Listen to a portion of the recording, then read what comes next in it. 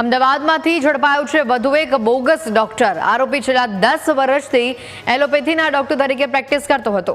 મૂળ પશ્ચિમ બંગાળથી ડોક્ટરીનું શીખીને આવ્યો હતો। તે પશ્ચિમ બંગાળમાં 4 વર્ષ સુધી પ્રેક્ટિસ કરતો રહ્યો। બોગસ ડોક્ટર આયુર્વેદિક દવા લોકોને આપતો હતો। આરોપીએ માત્ર ધોરણ 12 સુધીનો જ અભ્યાસ કર્યો હોવાનું માલુમ આવ્યું છે।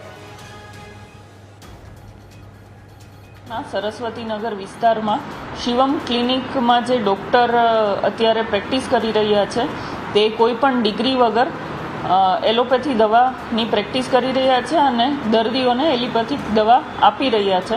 જે રેડ દરમિયાન ચાંગોદર પોલીસ સ્ટેશનના સરસ્વતીનગર વિસ્તારમાંથી એક બોગસ ડૉક્ટર નામે હિતુ હરિપ્રદ મંડલ, જે મૂળ પશ્ચિમ બંગાળના રહેવાસી છે અને છેલ્લા 10 વર્ષથી ચાંગોદર ખાતે રહીને આ ડૉક્ટર તરીકે પ્રેક્ટિસ કરી રહ્યા હતા અને દર્દીની સારવાર કરી રહ્યા હતા।